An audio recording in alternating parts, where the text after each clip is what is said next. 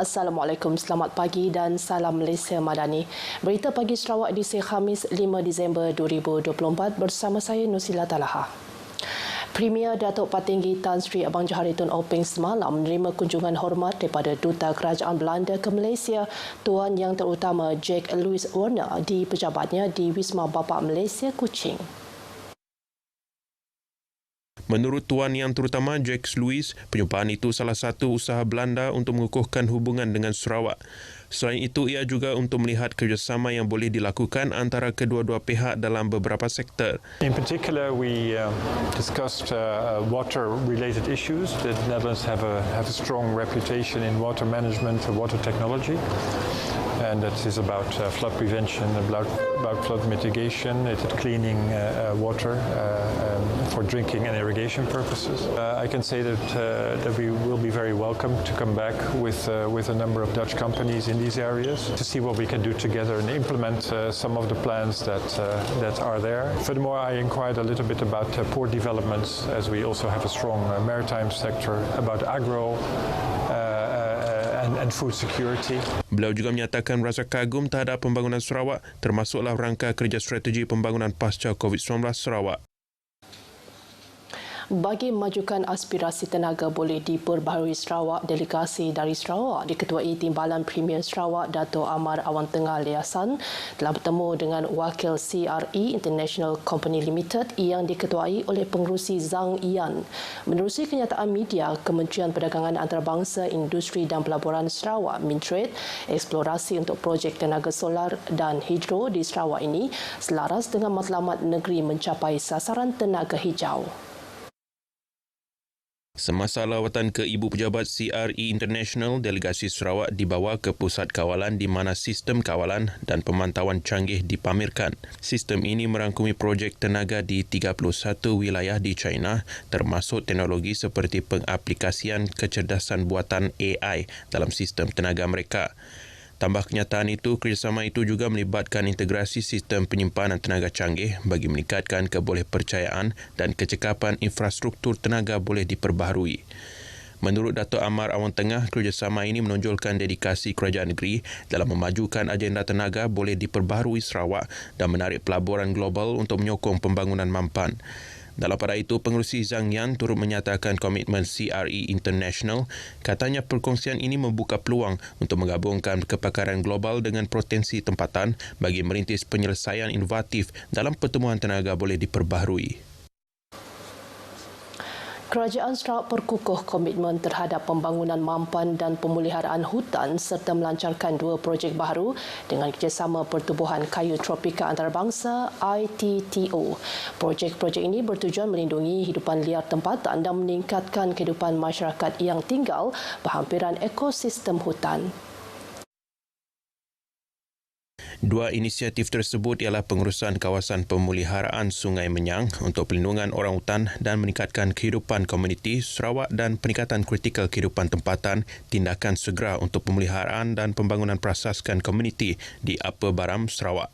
Menurut Timbalan Menteri Perancangan Bandar, Pentadbiran Tanah dan Alam Sekitar Sarawak, Dato' Len Talif Saleh, projek-projek ini juga akan menggalakkan pembangunan sosioekonomi melalui aktiviti agroforestry seperti penanaman gaharu dan mengamalkan teknik pertanian pintar.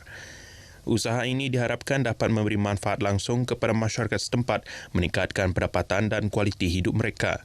Majlis menandatangani kerjasama itu berlangsung semasa mesyuarat Majlis Kayu Tropika Antarabangsa ke-60 di Yokohama, Jepun. Kerajaan Sarawak diwakili oleh Pengarah Hutan Sarawak, Dato' Hamdan Mohamad, manakala ITTO diwakili Pengarah Eksekutifnya, Syem Satkuru. Satu pasukan kerja telah ditubuhkan oleh Jawatan Kuasa Pengurusan Bencana Bahagian Miri JPBBM bagi memantau keadaan semasa sebagai persediaan menghadapi banjir dalam tempoh monsun Timur Laut masa ini. Menurut Menteri Pengangkutan Sarawak, Datuk Seri Lee Kim Shin yang juga Menteri Bertanggungjawab bagi JPBBM, pasukan ini terdiri daripada Jabatan Pengairan dan Saliran Sarawak Miri, Jabatan Kerja Raya dan Majlis Bandar Miri untuk sebarang tindakan segera bagi mengelak berlaku banjir kilat dan hakisan. Jadi mereka kena ambil tindakan dengan segera mulai daripada sekarang. Ya. Iaitu kita tidak maut banjir berlaku sebab parit sumbat ataupun parit itu ditumbuh, ada tumbuh-tumbuhan, lalang dan sebagainya disumbat. Khasnya parit besar. Jadi tindakan perlu diambil oleh 3 agensi ini.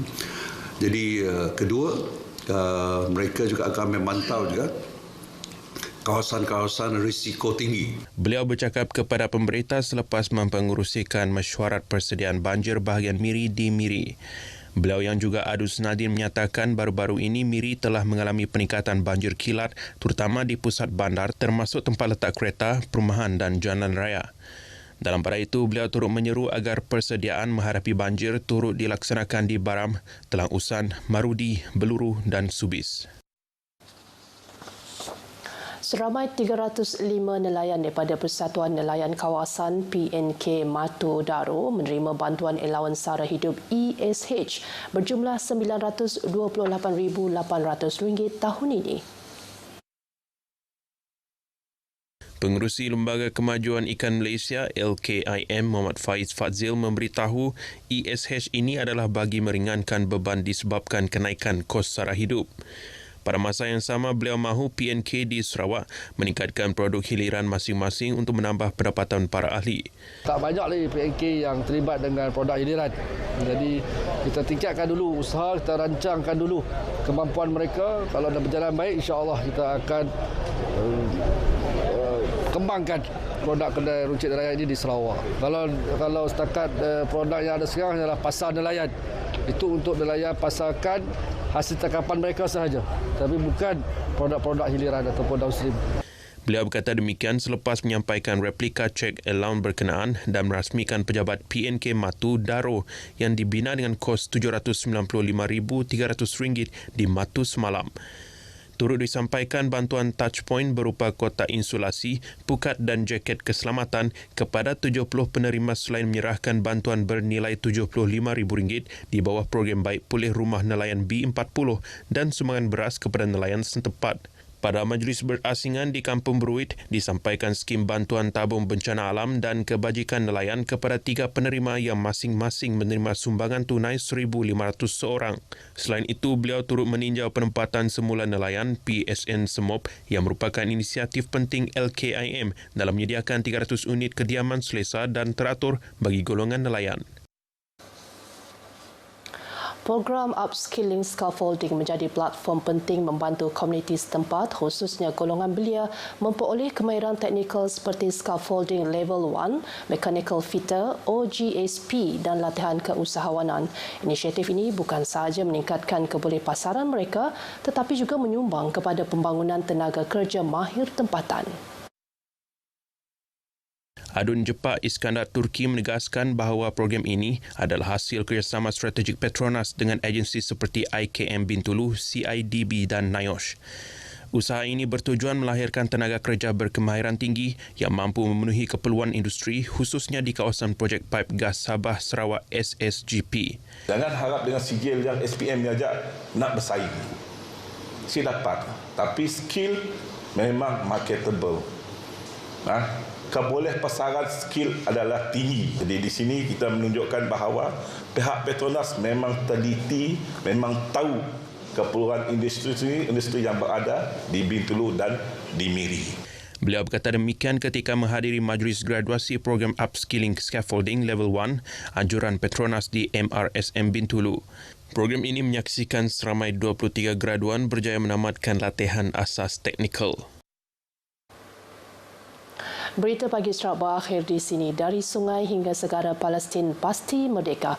Ikuti Stadium RTM selepas ini untuk perkembangan sukan tanah air dan antarabangsa.